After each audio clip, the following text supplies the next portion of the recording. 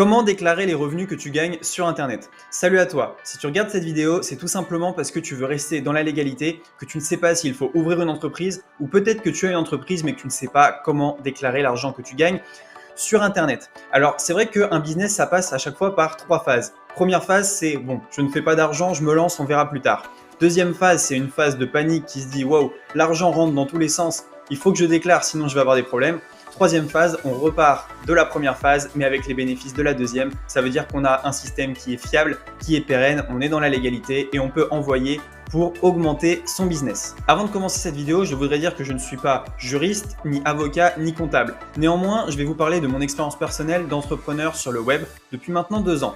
Donc ici, j'ai les documents de création de ma SARL et quelque part derrière moi par là, j'ai les documents de création de mon auto-entreprise qui est maintenant fermée. Dès que tu commences à gagner un peu d'argent sur le web, que ça soit plusieurs centaines d'euros ou plusieurs milliers d'euros, dès que ça commence à être récurrent et que ce n'est pas ponctuel, il va falloir que tu déclares tes revenus et que tu crées une structure. Alors cette structure, elle peut être de 2 sortes finalement. Soit tu peux créer une auto-entreprise. Une auto-entreprise, c'est quelque chose qui est indissociable de toi, donc tu es ta propre entreprise. Soit tu peux créer finalement une entreprise, que ce soit une SARL, une SAS ou une EURL. Ce que j'ai fait moi et ce que je te conseille, c'est de commencer par créer une auto-entreprise. Donc tu peux la créer gratuitement sur autoentrepreneur.ursaf.fr, même s'il y a plein de sites qui vont essayer de te faire payer pour la création de cette auto-entreprise, il faut que tu saches que c'est totalement gratuit. Donc pour moi, c'est le meilleur moyen de commencer parce que c'est gratuit, tu n'as pas beaucoup de paperasse à faire et on va voir ensemble les avantages et les inconvénients de l'auto-entreprise. Donc pour ça, j'ai préparé une petite fiche parce que je ne suis pas expert en la matière et c'est pas forcément le domaine que je maîtrise le plus,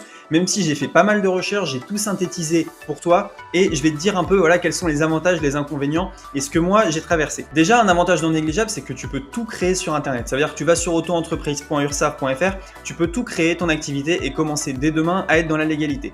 Le problème, c'est que c'est parfois compliqué de remplir les bonnes cases et donc ce que je te conseille et ce que j'aurais dû faire, c'est d'aller à la chambre de commerce qui n'est pas loin de chez toi. Il y a quelqu'un qui va t'aider gratuitement, dont c'est le métier et ça c'est important. Donc tu as quelqu'un qui va te prendre en charge et qui va te dire voilà, il faut que tu fasses ça, ça, ça pour ouvrir ton auto-entreprise. Toi, tu n'as rien payé, tu es dans la légalité et tu es tranquille. On va maintenant parler des avantages de l'auto-entreprise. Donc il y en a pas mal. C'est plutôt un statut qui est très confortable quand on débute, même s'il y a des désavantages qu'on va voir juste après. Alors un avantage non négligeable, c'est que tu as peu de taxes. Donc quand tu lances ton auto-entreprise, normalement tu as le droit à l'ACRE. L'ACRE, c'est une réduction sur les taxes. Donc au début, dans ton activité, tu vas payer entre 3% et 25% au maximum de ton chiffre d'affaires. Retenez bien le chiffre d'affaires, c'est super important. Deuxième chose, vous n'avez pas besoin de comptable pour lancer votre activité. Donc ça, c'est des frais en moins. Troisième chose, je l'ai déjà dit, tout se fait sur Internet. Si vous êtes un peu flemmard, que vous voulez juste rester chez vous et faire votre activité, c'est possible. Personne ne vous demandera jamais rien et vous n'avez pas besoin de vous déplacer où que ce soit. En auto-entreprise, tout est simple. Finalement, vous avez juste à déclarer votre revenu sur le site auto-entreprise.ursaf.fr tous les 3 mois ou tous les mois, ça dépend de ce que vous avez choisi. Mais c'est vraiment très simple, c'est 2 clics et vraiment, il n'y a pas plus simple. Et ce qui est intéressant avec l'auto-entreprise, c'est que tu te payes quand tu veux. Tu as un compte pro, mais tu peux prendre de l'argent ou en mettre dessus, c'est comme tu veux et tu n'as pas finalement à laisser de l'argent dans ton entreprise. L'argent, elle peut directement passer du client à ta poche sans aucun problème. Donc ça, c'est quand même non négligeable. Un autre avantage, c'est que tu n'as pas à payer la TVA. Donc quand quelqu'un te donne 1000 euros, tu reçois 1000 euros et tu n'as pas à reverser la TVA là-dessus jusqu'à un certain plafond qu'on va voir ensuite. Maintenant, on va parler des inconvénients. Un gros inconvénient finalement, c'est que cette TVA, tu ne peux pas la récupérer. Lorsque tu achètes des fournitures pour ton entreprise, tu n'as pas moyen de récupérer la TVA pour la réinvestir. Également, il y a des aides sociales qui peuvent sauter comme les APL, le chômage ou le RSA. Je me souviens quand j'ai lancé mon auto-entreprise, par exemple, de mémoire, j'avais les APL qui avaient sauté. Et donc au départ, c'est un peu compliqué parce que vous ne gagnez pas d'argent, puis on vous en enlève. Donc forcément, il va falloir développer son activité pour que la perte de ces APL, ça soit finalement pas grand-chose. Un gros désavantage de l'auto-entreprise et ce pourquoi les entrepreneurs ne restent pas en auto-entreprise, finalement, c'est les plafonds. Alors je vais vous parler des plafonds de limitation. Donc si vous vendez en e-commerce, vous pouvez gagner jusqu'à 82 800 euros et au-delà, vous allez devoir payer la TVA et donc vous pouvez atteindre le plafond de 170 000 euros. Au-delà de 170 000 euros, vous allez devoir passer en société. On en parlera après. Pour ce qui est des prestations de services, alors là, vous pouvez aller jusqu'à 33 200 euros et au-delà de 33 200 euros, vous allez devoir payer la TVA et vous êtes limité à 70 000 euros. Vous pouvez très bien combiner e-commerce et prestations de services, mais le problème, c'est que si vous dépassez le plafond TVA dans une des 2 activités, vos 2 activités sont assujetties à la TVA. Ça, c'est super important, je ne le savais pas, mais ça peut piquer. On va continuer dans les inconvénients de l'auto-entreprise. Un inconvénient majeur, c'est qu'on ne peut pas investir. Pourquoi est-ce qu'on ne peut pas investir? C'est assez simple à comprendre. Finalement, vous êtes taxé sur votre chiffre d'affaires. Donc, imaginez que vous gagnez 10 000 euros. Vous en réinvestissez 7 500. et vous êtes taxé à 25%. Donc vous avez réinvesti 7 500 €, vous êtes taxé à hauteur de 2 500 €, vous n'avez rien gagné. Alors que quand vous êtes en entreprise, si vous gagnez 10 000 € et que vous en réinvestissez 9 000, vous allez payer des impôts que sur les 1 000 restants. Et ça a toute son importance et c'est pour ça que les gens passent en société pour pouvoir investir massivement ensuite. Également, vous n'allez pas pouvoir embaucher avec des si petits plafonds. Évidemment, vous ne pouvez pas avoir 10 employés, c'est juste impossible. Vous devez quand même gérer votre comptabilité, faire des factures pour chaque client, pour chaque fournisseur, etc. Tenir la comptabilité à jour. Et ça, vous pouvez très vite vous planter, ça peut vous prendre un temps qui est juste fou.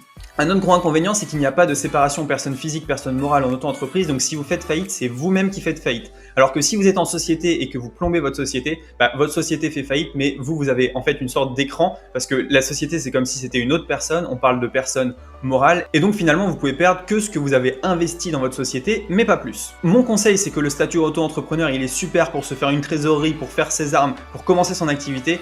Bien évidemment, les plus ambitieux d'entre vous et ceux qui vont réussir le plus vite vont être bloqués par les plafonds. Vous inquiétez pas, c'est tout à fait normal. Nous, on est passé par là, on a explosé les plafonds et ensuite on a monté notre SARL. Et c'est ce dont je vais parler dans la deuxième partie de la vidéo, comment monter une société et comment déclarer une société lorsqu'on a dépassé le statut auto-entrepreneur. Alors si tu dépasses les plafonds, il va falloir que tu crées une société. Pour créer une société, il y a plusieurs statuts.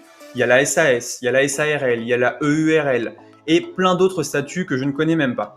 Moi, je vais te parler de deux statuts que je connais, qui sont l'EURL ou la SARL. Donc EURL, c'est si tu es tout seul, SARL, c'est à partir de 2 personnes et c'est ce que j'ai monté avec Maxime.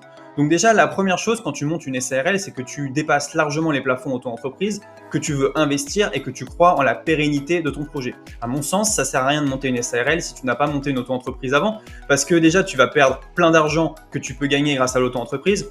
Et finalement, tu ne te fais pas une bonne expérience. Avec la SARL, tu as des frais à payer même si tu ne gagnes pas d'argent. Donc, il faut faire très attention.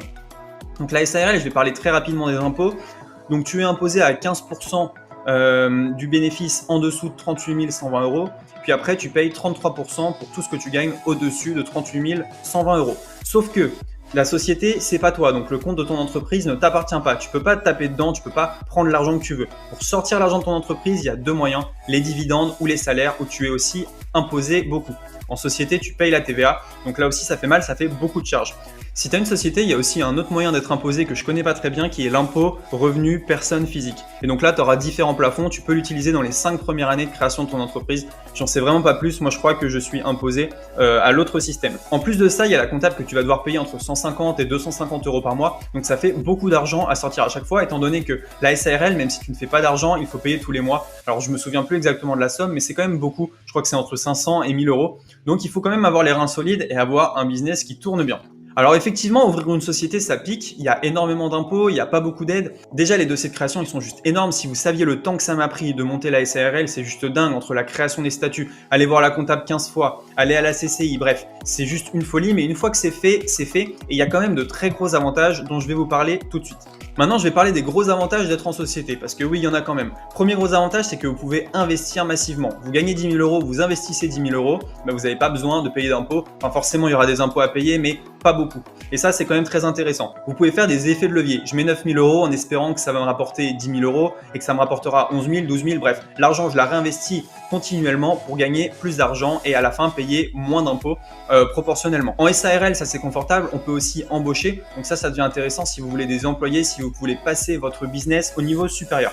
Et vous pouvez également séparer votre entreprise de votre vie perso. Comme je l'ai dit, si votre entreprise fait faillite, c'est pas vous et donc vous n'avez pas forcément de compte à rendre ou un peu moins. Donc la société, pour moi, c'est la deuxième étape une fois que vous avez créé votre auto-entreprise et que vous avez dépassé les plafonds. J'imagine déjà pas mal de commentaires sous cette vidéo qui vont dire oui, mais Roman, tu devrais partir de la France, tu paieras moins d'impôts. Moi, je considère quand même que je dois repayer tout ce qu'on m'a donné. J'ai eu pas mal de frais médicaux, l'État a tout remboursé.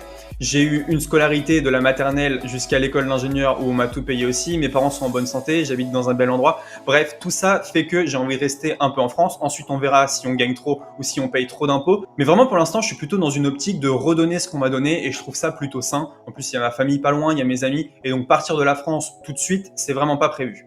Merci beaucoup d'avoir regardé cette vidéo, j'ai un petit cadeau pour vous. Juste sous la vidéo, vous pouvez récupérer 3 cours gratuits pour créer un business sans marketing, sans pub et sans avoir rien à vendre. Donc 3 vidéos gratuites à très haute valeur ajoutée. Récupérez-la juste sous la vidéo dans la description. N'hésitez pas à vous abonner, à liker cette vidéo. Dites-moi dans les commentaires si vous avez aimé. On se retrouve demain dans la prochaine vidéo. Ciao!